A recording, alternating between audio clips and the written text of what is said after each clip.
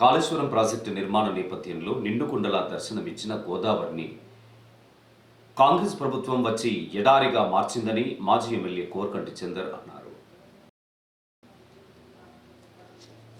గోదావరికని శివారులోని గోదావరి నదిలో BRS party నాయకులు ఆదివారం నిరసన కార్యక్రమాలు చేపట్టారు. కోరకంటి చందర్ స్థానిక నాయకులు గోదావరి ఇసుకలో క్రికెట్ అష్టాచెమ్మ ఆటలు ఆడి ప్రభుత్వానికి వ్యతిరేకంగా నినాదాలు చేస్తూ నిరసన వ్యక్తం చేశారు. అనంతరం ముఖ్యమంత్రి రేవంత్ రెడ్డికి పిండ ప్రదానం చేశారు. కాంగ్రెస్ ప్రభుత్వం రాజకీయ కుట్రలతోనే కాళేశ్వరం ప్రాజెక్టును మరమ్మతులు చేయించడం లేదని ఆరోపించారు. కేసీఆర్ మీదున్న కోపాన్ని ప్రజలపై చూపించడం సరైన విధానం కాదని ఖండించారు. వేసవి కాలంలో ప్రజలకు ఇబ్బందులు తలెత్తకుండా ప్రాజెక్టులో ఉన్న లోపాలను సరిచేసి నీటిని నిల్వ చేయాలని డిమాండ్ చేశారు. Congress party Revanth Reddy Revanth Reddy Congress party Revanth Reddy Congress party Revanth Reddy Congress party Revanth Reddy Congress party అయిపోయినాక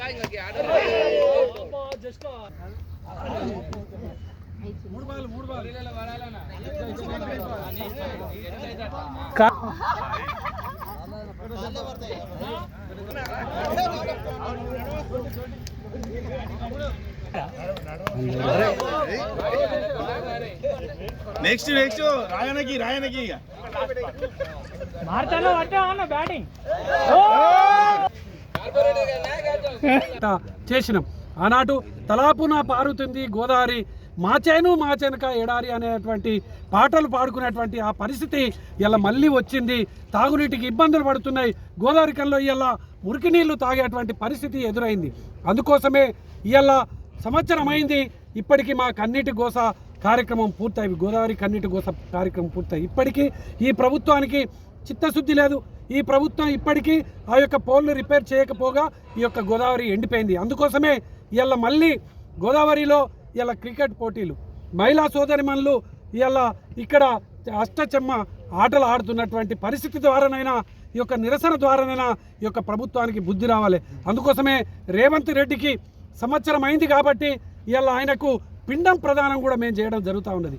ఈ యొక్క పిండం ప్రదానం చేస్తున్నటువంటి సందర్భంగా ఇప్పటికైనా రేవంత్ రెడ్డికి బుద్ధి వచ్చి గోదావరిని నిండుకుండలాగా చేయాలి. మొన్న మహాశివరాత్రి నాడు కూడా ఇక్కడికి వస్తే కనీసంగా స్నానం చేయడానికి నీళ్లు లేవు. మురికి నీళ్ళల్లో స్నానం చేసేటువంటి దుర్మార్గమైనటువంటి పరిస్థితి ఇవాళ ఈ ప్రాంతంలో నెలకొన్నది. కాబట్టి ఇప్పటికైనా రేవంత్ రెడ్డి బుద్ధి తెచ్చుకోవాలి. రేవంత్ రెడ్డి ఇప్పటికైనా కేసీఆర్ గారి మీద మీకు ఏం కక్ష, బీఆర్ఎస్ మీద ఏం కక్ష? ఇటువంటి కక్ష ఆలోచనలతోని ప్రజలను ఎందుకు ఇబ్బంది పెడుతున్నారు? ప్రజలను ఎందుకు ఎండబెడుతున్నారు? గోదావరిని ఎందుకు ఎండబెడుతున్నారు?